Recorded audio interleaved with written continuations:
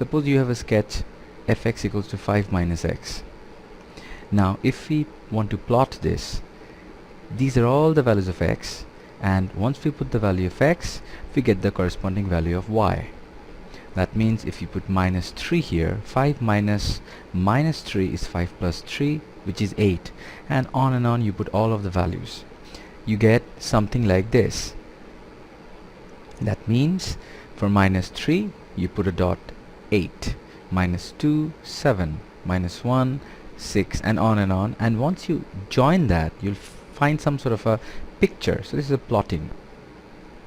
So if I have minus 3 in at the position of x, for absolute value of fx, this value would have the absolute value. That means 8 would be 8. For minus 2, if y is 7, absolute value of 7, meaning fx, is 7, because if you remove the negative sign from 7, since 7 has no negative sign, it will be exactly the same. So for positive numbers, when you do absolute value, they are unchanged. But look here, when x equals to 6, we have minus 1. So the absolute value of minus 1 is 1. Absolute value of minus 2 is 2. So you see, only the region that is negative, only those regions are affected when you have an absolute value. So here, if this is the original sketch, so for absolute value of fx, what would happen? Every value of y that is negative, it would be positive. So they would look like graphically as if they're reflected. There is a reflection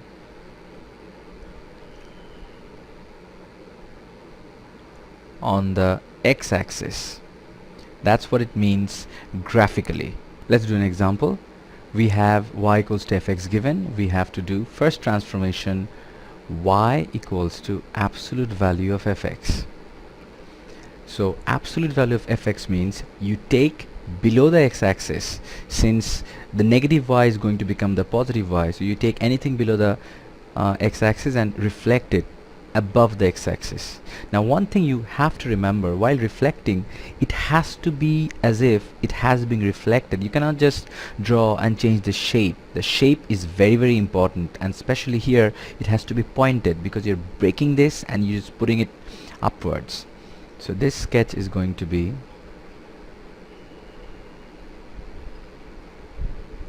always label x-axis, y-axis, and the origin. So this is going to be the same. So this is like this. So this is the, let me redraw this. So this is here. So up to here is the same. This is minus 3 2. Now what happens, this portion is going to be reflected upwards. So it's going to be like this, like this. So this portion is going to be reflected upwards, and this point that was 2 minus 4, the negative 4 is going to be now positive. So this is the transformation. You have to remember, when you do this, the shape here, it has to be pointed, because this is being broken down like that. So here we have this fx. So y equals to absolute value of fx. If you notice this, the entire picture is above the x-axis. That means we don't have to do anything. The absolute value of fx and y equals to fx, they're going to have the same picture, because there's nothing, there's no negative y. So the sketch is just copy the sketch. In exams, oftentimes they give a sketch where you have to do nothing, but you have to remember the technique. So you just copy the sketch like this. So this is going to be minus 3 by 2 0.